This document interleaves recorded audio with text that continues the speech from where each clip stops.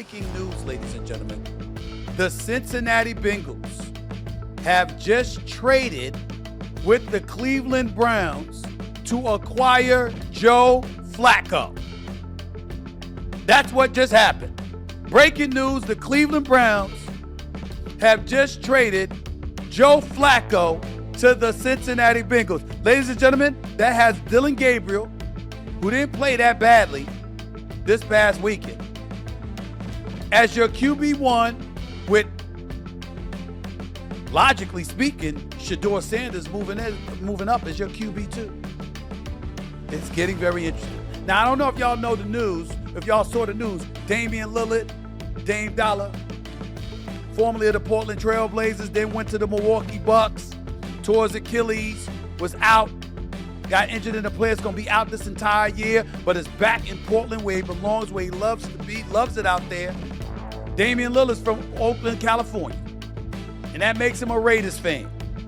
And he was imploring the Raiders to trade for Shedeur Sanders. I got to admit, after watching Geno Smith, I don't blame him one bit. The man's got 9 interceptions on the year. The Las Vegas Raiders look horrible. Horrible. Pete Carroll, the oldest coach in the National Football League at age 74, he hasn't turned them around. Tom Brady, a minority owner in the team, wearing headphones in the booth, he hasn't turned them around.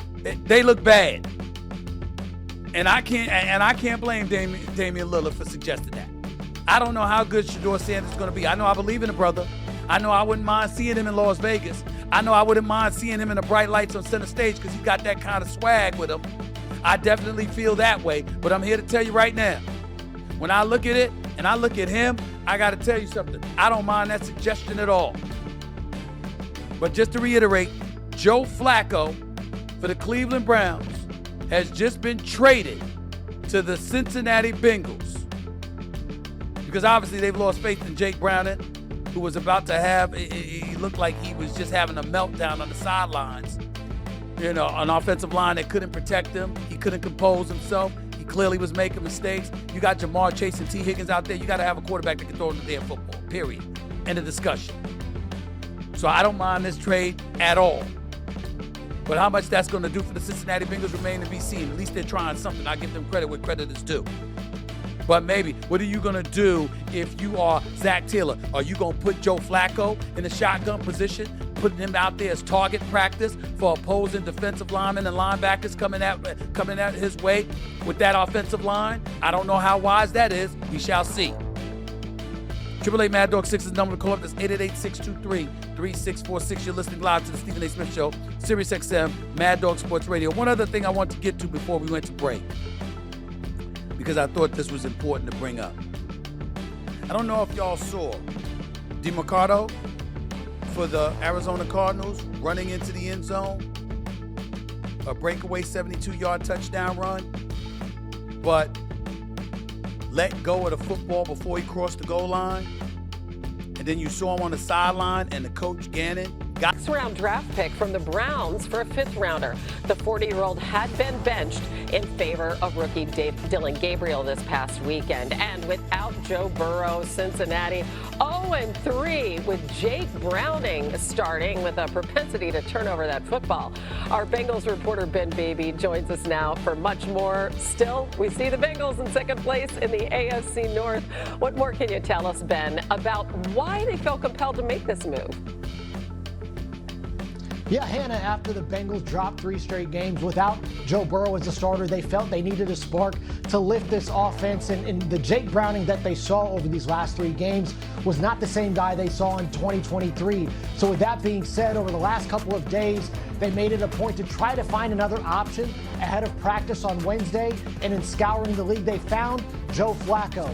And in talking to people in the building today, a couple of the reasons that led to Flacco was that they believe that they can get the veteran up to speed quickly, as the Bengals have a big road game against the Green Bay Packers this weekend. Another factor, they know that Flacco has familiarity within the division, now having played for 3 of the 4 teams in the AFC North. And Zach Taylor, in a statement today, said that Flacco's got a strong arm, he's got a good history of winning, and they are hopeful that both of those things will help the Bengals stay afloat while Joe Burrow recovers from toe surgery. Yeah, with Flacco now in Cincinnati, by the way, Shedeur Sanders becomes Dylan Gabriel's backup in Cleveland. Ben, baby, we thank you, as always. And Flacco struggled in limited times with the Browns this season, ranking 2nd worst among starting quarterbacks in estimated points added per dropback. The only quarterback that actually ranked lower than Flacco, that would be Jake Browning, the man that he's replacing in Cincinnati. Our quarterback, Dan Orlovsky, is with us. What are your thoughts about Joe Flacco moving to the Bengals? Yeah, confusing move by Cincinnati. I don't see how this is a massive upgrade. Number one, their offensive line is still a poor pass-protecting offensive line. It has been for years. It's just been mitigated because of Joe Burrow. Joe Flacco's had a great career, but Joe Flacco in the last 2 years has really struggled with throwing and dealing with pressure. And so you're bringing a quarterback that has really struggled to perform under pressure to an offense that really does not pass protect well. And I think that's going to be a problem for the Bengals. And this still is a very talented skill group. And Joe is definitely capable of making throws. But the consistency of them blocking and the consistency of him having to deal with playing under pressure is just not going to be a great marriage.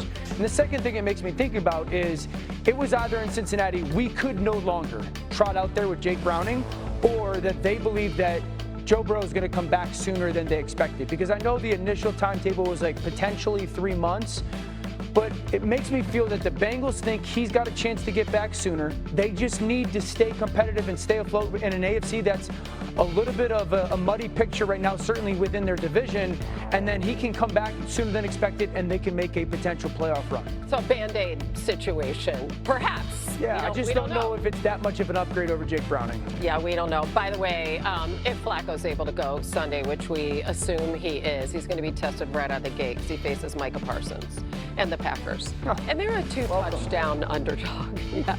Packers gives up a 5th-round pick and gets a 6th rounder and the quarterback for the Browns. Flacco is Cincinnati's quarterback until Joe Burrow can return from his turf toe injury. I'll be completely honest here. When this happened, we had some interesting reactions texting each other. Dan, what do you think of this move? We'll start with you. Why? Why, if you're the Bengals, with that offensive line, this offensive line has been bad for years. It still is bad. It's been mitigated by Joe Burrow. Joe Flacco is not going to be the person to overshadow that. And then the other thought was, do they in Cincinnati think that Joe's coming back? Like, is this the move that signifies, no, they have belief that Joe is going to come back maybe mid to late November, and they're just trying to keep themselves in the race so when he comes back, if they can get on that final 4 or 5 game run and get into the playoffs. But this one's odd to me. Even if that is the goal, this isn't the right quarterback to get there. I understand that there's a dearth of options, but to your point, Joe Flacco was terrible under pressure. In fact, dead last in the NFL in QBR under pressure. QBR of 3. The Bengals' offensive line is even worse than Cleveland's, and they don't have a run game. Cleveland actually has a run game. So I understand that Jake Browning hasn't been good, but I failed to see the upgrade here. I know people are going to say, well, who else? But at least try to capture some upside, potentially. I just don't see the upside in this move. Yeah, I agree. The perplexing thing for me was that Jake Browning has been here. Like, are you going to get better with Joe Flacco? And then you said it, and we've been talking about it, how bad this Cincinnati Bengals offensive line has been. But I contend always, any offensive line lining up in shotgun 60 times a game is probably going to look bad in 2025's NFL, especially with Joe Flacco with an immobile quarterback. Like, this the guy you go to based on all of the problems that you've seen. I don't know if it's an understanding. I don't know if you think he can get the ball out quicker. I don't know what this move was about. But the first thing I thought about was, okay, let's bring in a statue to stand behind the offensive line that gets the quarterbacks hit and then get better. Yeah, I don't know why. I don't know why it's not a younger, more athletic option. Now, maybe they did in their defense. Maybe they made some calls for a younger player that's maybe a little bit more athletic to try to mitigate it. But this move doesn't feel like it's a upgrade remotely from Jake Browning. I know Jake Browning's turned the football over, but at least he's way more mobile. Yeah, I would have. I mean, look, man, mobility it's better, but I would have. This should have been Jameis Winston. Yeah. Or even Russell Wilson. Wilson? I just don't get the Flacco part of it. Like, I don't get it. Well, okay, from the Brown side of things. We down on this one, y'all. After trading Joe Flacco, we're perplexed.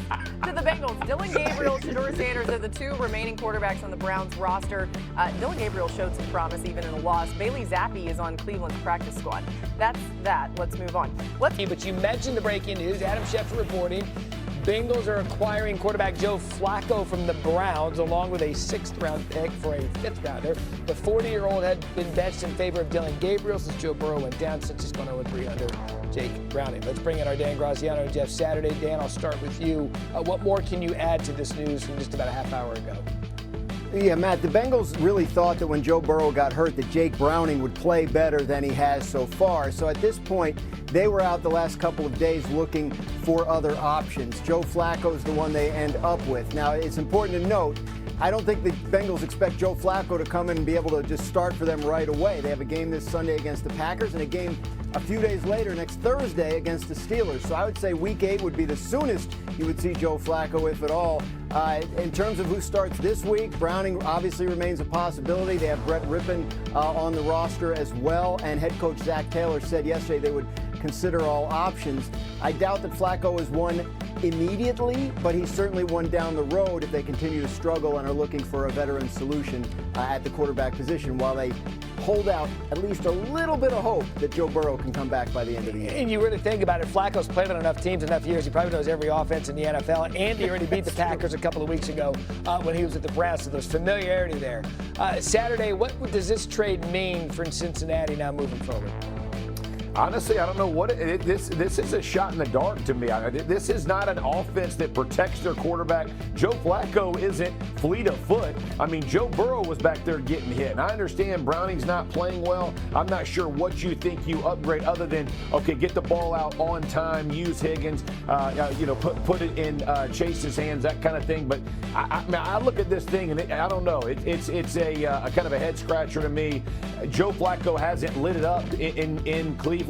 And so maybe Zach Taylor's like, hey, we're going to bring a veteran in, help him, from the mental side of the game. Maybe he can come help us, to Dan's point, in a couple weeks. But they got to learn how to protect. And the bottom line is, you have a quarterback who's not mobile, who's going to stand in one place. You better make sure protection's front and center in this offense to help him get the ball off. Yeah, not once has Joe Flacco in his entirety of his career been compared to Vince Young. So that's a great point. He's not an agile guy in an offensive line that certainly struggled. So that's the Bengals' perspective from this. Graziano, back to the Browns.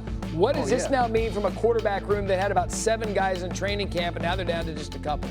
The veterans they had in training camp, Joe Flacco and Kenny Pickett, have both been traded, and that leaves the rookies. Dillon Gabriel, who got his first start last week, and of course, Shedeur Sanders. Now, when they switched to Gabriel last week, Kevin Stefanski, their head coach, said Flacco would still be the number 2, the backup, and Shedeur Sanders was the emergency third quarterback this past week.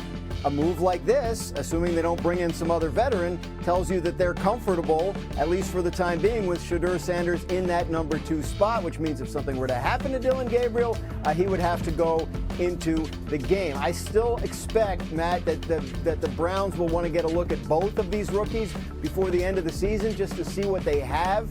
But Gabriel is in there right now. Did all right the other day and is likely to continue to get starts for the time being. Eventually, we might see Shedeur Sanders for a team that has 2 first-round picks next year and knows it has to address this situation for the long term. Yeah, I agree with Graz here. I think when you think about Shedeur Sanders, this was probably the plan even when they made the move to Gabriel.